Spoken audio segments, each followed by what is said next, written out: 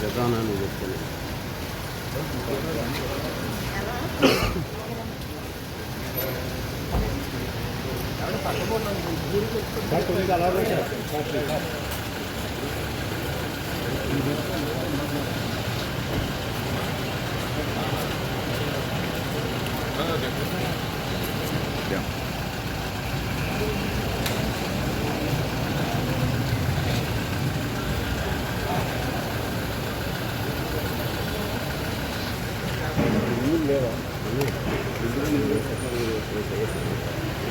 పని చేయమని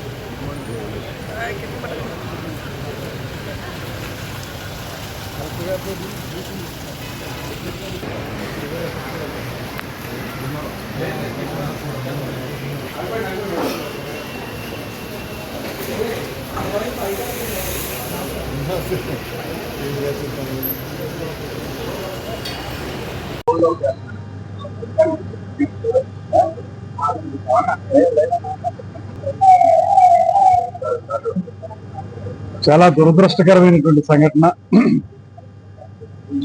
రాజమండ్రి పరిసర ప్రాంతాల చరిత్రలో ఈ రకంగా పాలు కలుషితం అవడం వల్ల ఇంతమందికి ఇబ్బంది జరగడం అనేది మొట్టమొదటిసారి జరుగుతూ ఉంది.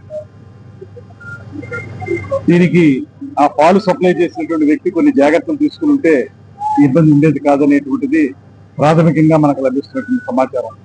ఇప్పుడే కిమ్స్ లో 8 మంది ఉన్నారు, వారిని చూడడం జరిగింది. అందులో 4 వెంటిలేటర్ మీద ఉన్నారు. కొంతమందికి ఇప్పుడిప్పుడే యూరిన్ అవుట్పుట్ స్టార్ట్ అవుతుంది. అదొక గుడ్ సైన్ గా డాక్టర్లు చెప్తా ఉన్నారు. యూరిన్ అవుట్పుట్ మొదలైతే కొంచెం మళ్ళీ ఇతర ఆర్గాన్లు కూడా బాగా పనిచేసి నెమ్మదిగా ఆరోగ్యం చేకూరే అవకాశం ఉందనేటువంటి మాట వారు చెప్తున్నారు. మేము భగవంతుని ప్రార్థిస్తున్నాం. తప్పనిసరిగా ఇప్పటి వరకు జరిగిన సంగతులు ఒక పక్కన బాధగా ఉన్నాయి కనుక కనీసం వీరైనా సరే ఆరోగ్యం చేకూర్చుకుని ప్రాణాలతో బయటపడాలనేటువంటి మాటని మనస్ఫూర్తిగా నమ్ముతూ దీనికి ప్రభుత్వం వెంటనే స్పందించింది. జిల్లా యంత్రాంగం, కలెక్టర్ గారు కానీ, మా డిఎంఎండ్హెచ్ఓ కానీ వీరందరూ కూడా వెంటనే దీని మీద చర్యలు తీసుకుని ఎలా జరిగింది అనేటువంటి కోణంతో పాటు వీరికి వెంటనే చికిత్స అందించేటువంటి కారణాలను కూడా చూడడం జరిగింది. ఒకే కుటుంబంలో 4-5కి ఈ రకమైనటువంటి ఎఫెక్ట్ రావడం వల్ల ఇదేమన్నా ముందు ఏదైనా కుటుంబం మీద థ్రెట్ జరిగిందా అనేటువంటిది ఒక ఆలోచన వెళ్ళింది. కానీ తర్వాత ఒకే ప్రాంతంలో ఉన్నటువంటి 15 మందికి ఈ రకంగా రేనల్ ఫెయిల్యూర్ జరగడంతో ఇదంతా కూడా పాల కల్తీ వల్ల జరిగిందనేటువంటిది ప్రాథమిక సమాచారం. దీనికి సంబంధించినటువంటి సంపూర్ణమైనటువంటి సమాచారం కావాలంటే మనకి 1-2 రోజుల్లో వచ్చేటువంటి ఫోరెన్సిక్ రిపోర్ట్స్ ద్వారా తెలుస్తుంది. అవన్నీ చూసిన తర్వాత ఆ ల్యాబ్ నుంచి వచ్చే రిపోర్ట్స్ చూసిన తర్వాత ఎక్కడ జరిగింది పొరపాటు అనేటువంటి అర్థం అవుతుంది. ఏదైనప్పటికీ కూడా పాలలో కల్తీ జరగడం వల్ల మాత్రమే ఈ రకమైన రేనల్ ఫెయిల్యూర్ జరిగి తర్వాత యూరిన్ అవుట్పుట్ ఆగిపోయింది అనేటువంటి మాట స్పష్టంగా కనబడుతుంది. అందరినీ పరామర్శించడం జరిగింది. వారి యొక్క బాధ చూస్తుంటే చాలా హృదయ విదారకంగా ఉంది. ఎవరో కూతుర్ని, అల్లుడిని, పిల్లల్ని చూద్దామని మండపేట నుంచి వచ్చి ఈ ప్రమాదం బారిన పడినటువంటి పెద్దలు ఇద్దరు తల్లిదండ్రులు, వారు పెద్ద వయసు వారు ఇబ్బంది పడుతున్న విధానం కానీ, ఒకే కుటుంబానికి చెందినటువంటి 4 ఈ ప్రమాదం బారిన పడటం కానీ ఇవన్నీ చూస్తే చాలా హృదయ విదారకంగా ఉన్నాయి. ప్రభుత్వం తీసుకోవాల్సిన అన్ని చర్యలు తీసుకుంటా ఉంది. సంఘటన జరిగిన వెంటనే ముఖ్యమంత్రి గారు అసెంబ్లీ సాక్షిగా దీని మీద ప్రకటన చేయటం, అదేవిధంగా క్యాజువాలిటీస్ కి 10 లక్షల రూపాయలు చొప్పున ఒక్కొక్కరికి ప్రకటించడం, దాంతోపాటు ఇప్పుడు ఎంత మంచి వైద్యం ఎక్కడ లభిస్తుంటే అక్కడ చేసుకోమని చెప్పి దానికి అయ్యే ప్రతి పైసా కూడా ప్రభుత్వమే చేపడుతుంది అనేటువంటి మాట చెప్పడం, ఇవన్నీ కూడా ప్రభుత్వం తరఫు నుంచి చేసేటువంటి కార్యక్రమాలు. ఇప్పుడే ఇక్కడ చూశాను, డాక్టర్ సుధాకర్ గారి నేతృత్వంలో కిమ్స్ లో మంచి ట్రీట్మెంట్ జరుగుతూ ఉంది. ఒక యూరిన్ కి సంబంధించినటువంటి లేకపోతే క్రియేటిన్ ఇబ్బందికి సంబంధించినటువంటి డాక్టర్లు మాత్రమే కాకుండా న్యూరో ఫిజిషియన్ కానీ ఇతరత్ర ఆర్గానిక్ సంబంధించిన డాక్టర్లు కానీ అందరూ కూడా ఇక్కడికి వచ్చారు. అందరూ కంటిన్యూస్ పర్యవేక్షణ చేస్తా ఉన్నారు. దీంతో పాటు ఈ రకమైనటువంటి ఇబ్బందులకి ఎక్స్పర్ట్ అయినటువంటి రవిరాజా గారు అనేటువంటి డాక్టర్ గారు కూడా ఇక్కడికి వచ్చారు. ఇప్పుడు కూడా మళ్ళీ వస్తున్నారు. తీసుకోవాల్సిన ప్రతి జాగ్రత్త తీసుకుంటున్నాం. కానీ ఏదైనప్పటికీ కూడా జరిగింది దురదృష్టకర సంఘటన. దీనికి ఒకటే మేము కోరుతా ఉన్నాం, వాళ్ళు కానీ ఇతర ఆహార పదార్థాలను సప్లై చేసేటువంటి వ్యాపారస్తులు ఎవరైతే ఉన్నారో వారందరూ కూడా ప్రమాణాలకు లోబడి వారి కార్యక్రమాలు చేయాలి. లాభాపేక్ష మాత్రమే కాకుండా ప్రజల ఆరోగ్యాన్ని కూడా దృష్టిలో పెట్టుకుని పనిచేయాలనేటువంటి మాట చెప్తున్నాం. ఒకవేళ అలా చేయకపోతే ఇక నుంచి చాలా కఠినతరమైనటువంటి శిక్షలు ఉంటాయనేటువంటి మాట కూడా ప్రభుత్వం తరఫున తెలియజేస్తూ, అదేవిధంగా ప్రజలు కూడా కొన్ని జాగ్రత్తలు, సురక్షితమైనటువంటి ఆహార పదార్థాలను వాడేటువంటి జాగ్రత్తలు తీసుకోవాలి. సురక్షితమైనటువంటి మంచినీరు తాగేటువంటి ఆలోచన కూడా చేయాలి. చిన్నపిల్లలు కూడా ఇబ్బంది పడ్డారు. ఇప్పుడు ఒక చిన్న బాబు అక్కడ చనిపోయారు విశాఖపట్నంలో ఈ పాల కల్తీ వల్ల. అటువంటి వాళ్ళు చూస్తున్నప్పుడు ఎంతో ఇబ్బందికరమైనటువంటి వాతావరణం కనబడతా ఉంది. ఏదైనప్పటికీ ఇప్పుడు ఉన్న వాళ్ళైనా సరే సురక్షితంగా బయటపడాలనేటువంటిది మనస్ఫూర్తిగా కోరుతున్నాం. ఎఫెక్ట్ అయ్యారు దీనివల్ల. ఇందులో ఇప్పుడు ఇక్కడ నేను చూసిన వాళ్ళు 8 మంది ఉన్నారు. అందులో 4 కండిషన్ కొంచెం క్రిటికల్ గా ఉంది, వాళ్ళని వెంటిలేటర్ మీద పెట్టారు. ఒక 4 కొంచెం నెమ్మదిగా ఇంప్రూవ్మెంట్ స్టార్ట్ అయింది, వాళ్ళు రికవర్ అవుతారనేటువంటి ఆశాభావాన్ని డాక్టర్లు చెప్తున్నారు.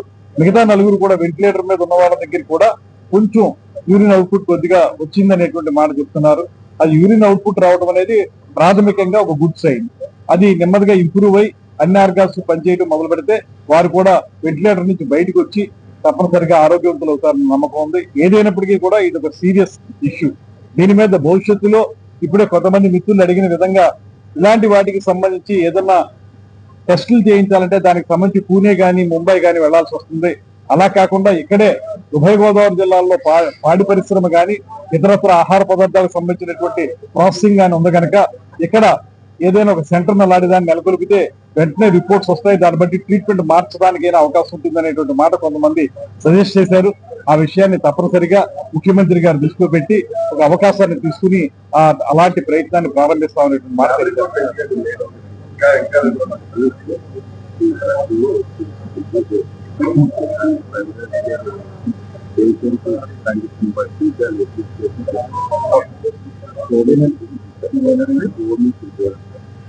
హోమిఫిజోల్ అనేటువంటి ఒక డ్రగ్ ఇలాంటి వాటికి సమర్థవంతంగా పనిచేస్తుంది అనేటువంటి మాట దీంట్లో ఎక్స్పర్టైజ్ ఉన్నటువంటి మన రవిరాజా గారు సజెస్ట్ చేశారు. దాన్ని తీసుకొస్తున్నారు. ఆ డ్రగ్ ను వాడడం ద్వారా ఇంకొంచెం మెరుగైనటువంటి ఫలితాలు సాధించడానికి ఒక ప్రయత్నం జరుగుతూ ఉంది. 10 గంటలకు ఇప్పుడు రవిరాజా గారు కూడా వస్తారు. ఆయన వచ్చిన తర్వాత ఎలా అడ్మినిస్టర్ చేయాలి ఆ మందుని అనేటువంటి దాన్ని వారు చెప్తారు. దాని ప్రకారం ముందుకు తీసుకెళ్తే కొంచెం మంచి ఫలితాలు వస్తాయని నమ్ముతున్నాం. ఇప్పుడు నేను కొన్ని రోజుల నుంచి కూడా కలెక్టర్ గారితో రెగ్యులర్ గా మాట్లాడుతా ఉన్నాను. కలెక్టర్ గారు కూడా చాలా ఎఫెక్టివ్ గా దీని మీద వెంటనే స్పందించి ఏమేమి చేయాలో అవన్నీ చేస్తా ఉన్నారు. ఆవిడ దీని గురించి సంబంధించినటువంటి ఏమన్నా లేటెస్ట్ మెడిసిన్ ఏమైనా వచ్చిందా అనేటువంటి దాన్ని ఒక చొరవతోటి ఆవిడ చేయడం వల్ల రవిరాజా గారు కూడా దాని మీద బాగా పరిశోధించి ఈ మందు ఉపయోగపడుతుందని చెప్పారు. దీన్ని ఇప్పుడు వెంటనే వాళ్ళకి అడ్మినిస్టర్ చేయడం జరుగుతుంది. దీని మీద ఒక ప్రత్యేకమైనటువంటి ఫుడ్ సేఫ్టీ అనేది ఈ మధ్య కాలంలో చాలా విమర్శలకు దారితీస్తున్నటువంటి అంశం. అయితే ప్రభుత్వం ఈ విషయాల్లో చాలా ప్రత్యేకమైనటువంటి చొరవతో పనిచేస్తా ఉంది. కొన్ని కఠినతరమైనటువంటి నిబంధనలు కూడా పెట్టింది. అయినప్పటికీ కూడా ఈ రకమైనటువంటి అడల్టరేషన్ పొల్యూషన్ జరుగుతూ ఉన్నాయి. వీటి మీద మరొకసారి ముఖ్యమంత్రి గారితో మాట్లాడి ఈ కోస్తా జిల్లాల్లో ఏ రకంగా దీన్ని ముందుకు తీసుకెళ్ళడానికి అవకాశం ఉంటుందో చూస్తాం. దాంతో పాటు మళ్ళీ చెప్తున్నాను, నేను ఎవరైతే ఆహార పదార్థాలు లేకపోతే మంచినీరు లేకపోతే పాలు ఇటువంటి సప్లై చేసేటువంటి వ్యాపారస్తులు ఉన్నారో వారందరికీ కూడా క్లియర్ గా చెప్తున్నాం, ఎటువంటి పరిస్థితుల్లో మీరు నిబంధనలు అతిక్రమించి మీ వ్యాపారాన్ని కొనసాగిస్తే మాత్రం మీకు కఠినతరమైన శిక్షలు ఉంటాయి, జాగ్రత్తగా ఉండండి అనేటువంటి హెచ్చరిక చేస్తున్నాం. అదేవిధంగా ప్రజలు కూడా ఈ విషయంలో శ్రద్ధ వహించి సురక్షితమైన విధానాలను అవలంబించాల్సిందిగా కోరుతున్నాం.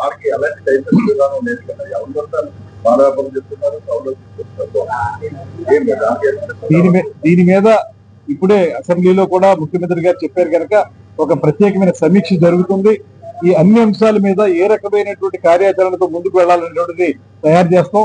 తప్పనిసరిగా రాబోయే రోజుల్లో ఇబ్బందులు లేకుండా ఉండడానికి చూడడానికి అవసరమే అన్ని చర్యలు తీసుకుంటాం.